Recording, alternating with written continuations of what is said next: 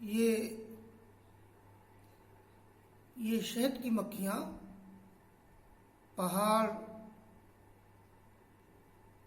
پہاڑوں اور گھروں میں، یہ درختوں میں اور چھپر وغیرہ میں جو اپنا چھتا بناتی ہیں، تو اللہ تعالیٰ ہی ان کے دل میں یہ بات ڈالتا ہے۔ تو معلوم یہ ہوا کہ یہ انسان جو بہت سے پروگرام بناتا ہے، بہت سے کام کرتا ہے، جانور کرتے ہیں، اس میں اللہ تعالیٰ کی فطری الہام کا دخل ہے۔ اب دیکھیے، وَأَوْحَىٰ رَبُّكَ إِلَى النَّحْلِ أَنِ اتَّخِذِي مِنَ الْجِبَالِ بُيُوتًا وَمِنَ الشَّجَرِ وَمِمَّا يَعْرِشُونَ۔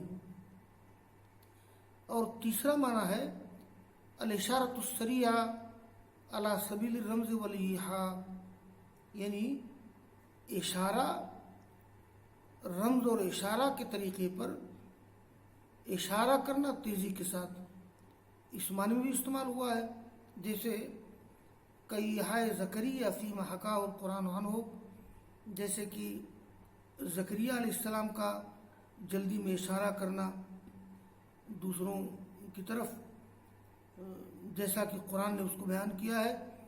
فَخَرَجَ عَلَىٰ قَوْمِهِ مِنَ الْمِحْرَابِ فَأَوْحَىٰ إِلَيْهِمْ أَنْ سَبِّحُوا بُكْرَةً وَعَشِيًّا، یہ سورہ مریم کی آیت نمبر 11 ہے۔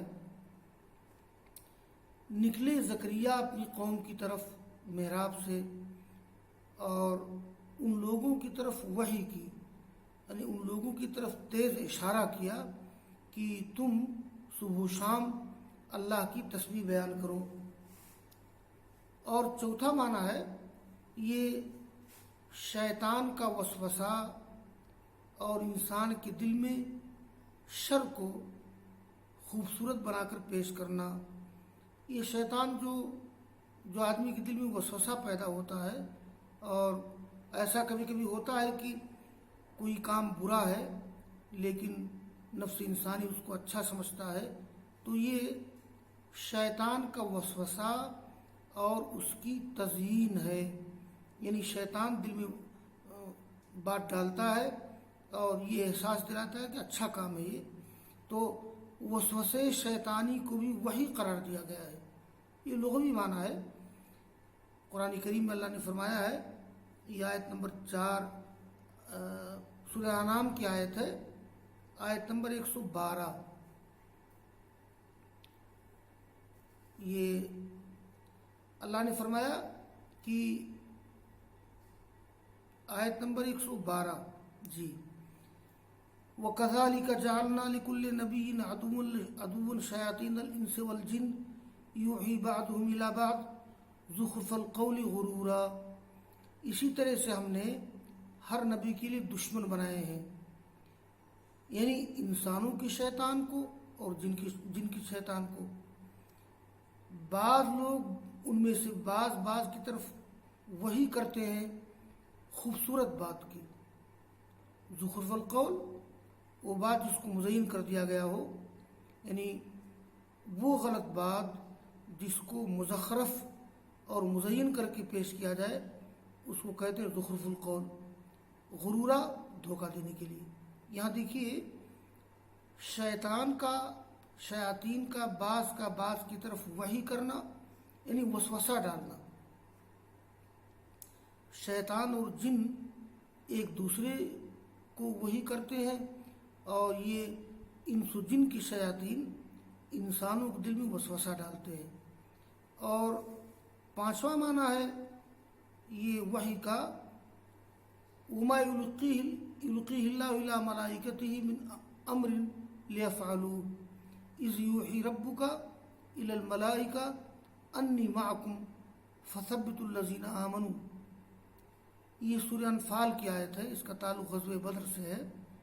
یاد کرو جب تمہارا رب وحی کر رہا تھا فرشتوں کی طرف کہ میں تمہارے ساتھ ہوں، تو تم لوگ ایمان لانے والوں کو ثابت قدم رکھو، ان کی ہمت بڑھاؤ۔ یہاں دیکھیے، اللہ تعالیٰ کا وحی کرنا فرشتوں کی طرف، یہ لغوی معنی میں وحی ہے۔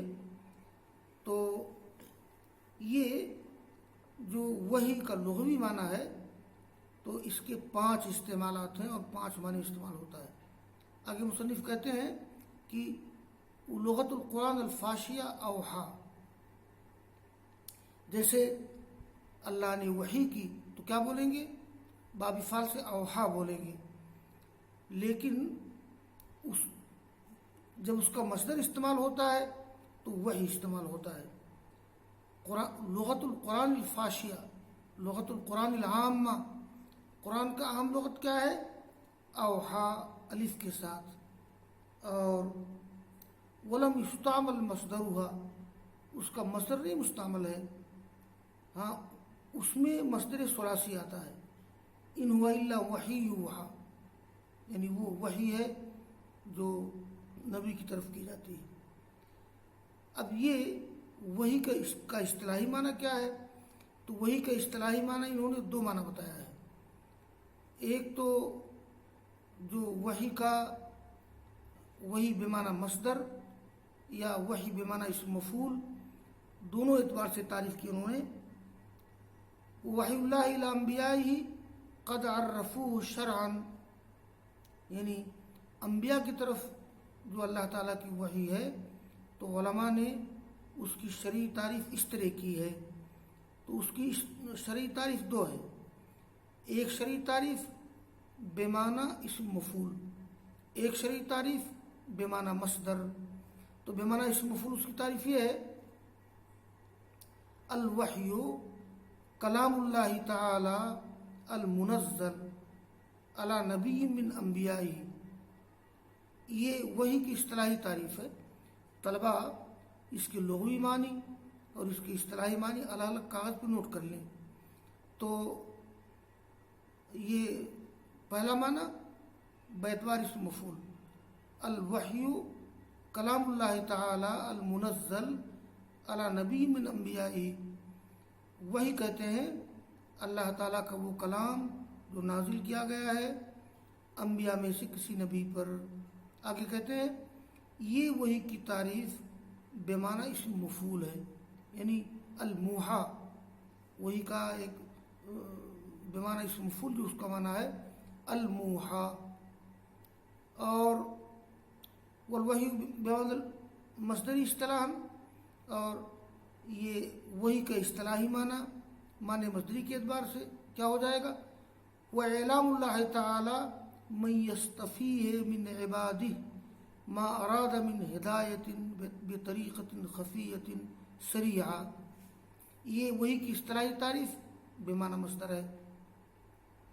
یہ استفا یستفی استفان چننا، منتخب کرنا، تو وحی کی اصطلاحی تعریف بمعنی مصدری وہ اللہ تعالیٰ کا باخبر کرنا ہے اس شخص کو جس کو اللہ تعالیٰ چنتا ہے اپنے بندوں میں سے کسی کو، یہ کس چیز کی طرح دینا؟ اس چیز کی طرح دینا جو اس نے ارادہ کیا ہے، یعنی ہدایت کا، پوشیدہ اور یہ پوشیدہ طریقے سے اور سرعت کے ساتھ۔ تو یہ وحی کا 2 اصطلاحی معنی ہو گیا، جیسے کہ وحی کا ایک لغوی معنی بمعنی مصدری ہے الاعلام الخفی، اور ایک وحی کا معنی بمعنی اسم مفعول ہے الکلام الموحى۔ اسی طرح سے اس کا اصطلاحی معنی بھی 2 ہے۔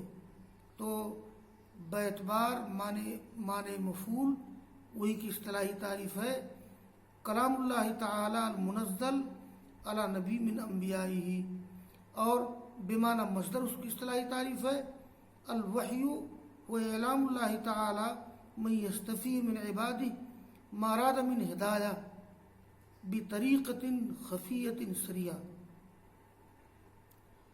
آگے اختتام پر مصنف نے استاد محمد عبدہ مصری، یہ مصر کے بہت بڑے مصنف اور بہت بڑے داعی اور ادیب گزرے ہیں، ان کا ایک رسالہ ہے رسالۃ التوحید۔ تو استاد محمد عبدہ نے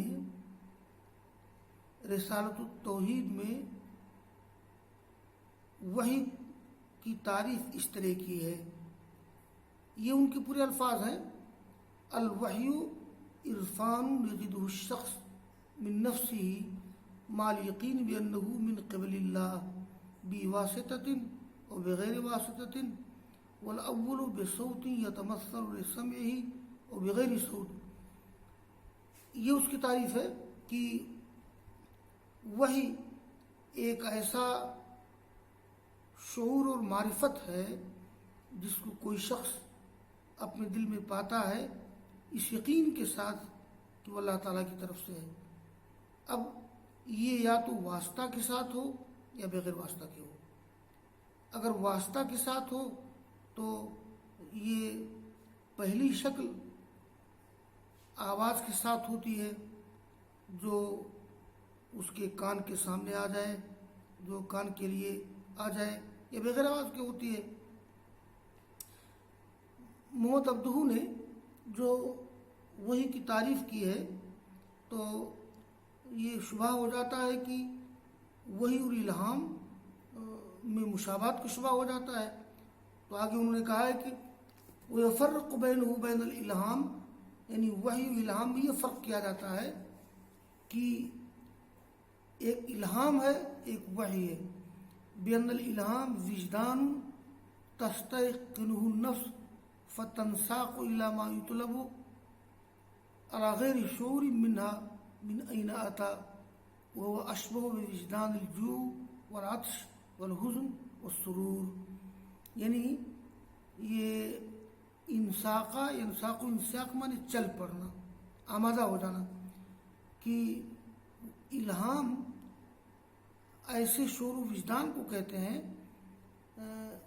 انسان کا نفس جس کا یقین کر لیتا ہے اور چل پڑتا ہے اس چیز کی طرف جسے طلب کیا جاتا ہے غیر شعوری طور پر, یہ جانے بغیر کہ وہ چیز کہاں سے آئی ہے. اور یہ الہام مشابہ ہے بھوک, پیاس, غم اور خوشی کے وجدان سے. جیسے آدمی بھوک محسوس کرتا ہے, پیاس محسوس کرتا ہے, خوشی محسوس کرتا ہے, غم محسوس کرتا ہے, تو یہ الہام ایک طرح سے اس کے مشابہ ہے. یہ الہام ہے وہ تعریف للوحی بمعنی المصدری, یعنی مفتی محمد عبدہ نے جو تعریف کی ہے وحی کی, یہ معنی مصدر کے اعتبار سے وہ بدایت ہو ان کانت توہم شبہ بحدیث النفس او الکشف. یہ محمد عبدہ رحمہ اللہ نے جو وحی کی تعریف کی ہے تو اس کے تعریف کا دو حصہ ہے, ایک تو ابتدائی حصہ, ایک اس کا آخری حصہ. تو اس کا ابتدائی حصہ اگرچہ وہم دلاتا ہے اس کی مشابہت کا حدیث نفس اور کشف سے. حدیث نفس کہتے ہیں دل میں آنے والی بات کو, اور کشف کہتے ہیں کہ کسی چیز کا آدمی کے لیے منکشف ہو جانا. الا ان الفرق بینہ وبین الالہام الذی جاء فی عجز التعریف ینفی ھذا, لیکن فرق اس کے اور الہام کے درمیان جو تعریف کے آخر میں آیا ہے, عجز الشیء آیا ہے, یہ اس کی نفی کرتا ہے. یہ جو بات کہی گئی ہے تعریف میں, دیکھیے عرفان یجدہ الشخص من نفسه مع الیقین بأنه من قبل اللہ بواسطۃ او بغیر واسطۃ والاول بصوت یتمثل لسمعه او بغیر صوت. تو عرفان یجدہ الشخص من نفسه مع الیقین, یہ وحی کی تعریف کا پہلا حصہ ہے. اگر اتنے ہی ٹکڑوں کو دیکھا جائے تو اس طرح سے وحی اور الہام میں مشابہت ہو جاتی ہے, لیکن الہام کے بارے میں یہ نہیں معلوم ہوتا کہ یہ چیز کہاں سے آئی ہے, مگر وحی کے بارے میں کیا ہوتا ہے,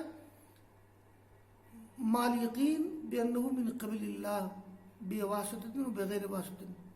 یہ جو یہ محمد عبدہ نے وحی کی تعریف کی ہے, جو اس کا آخری حصہ ہے, یہ آخری حصہ وحی کو الہام سے الگ کر دیتا ہے. ورنہ اگر ابتدائی حصے کو سامنے رکھا جائے تو الہام اور وحی ایک ہو جائیں گے.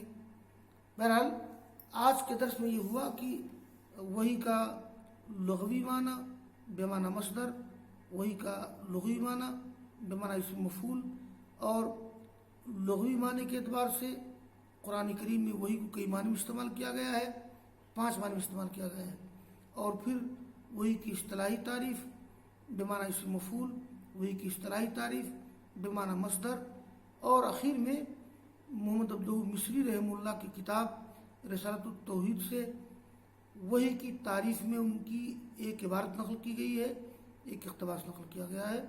بس، وآخر دعوانا ان الحمد للہ رب العالمین۔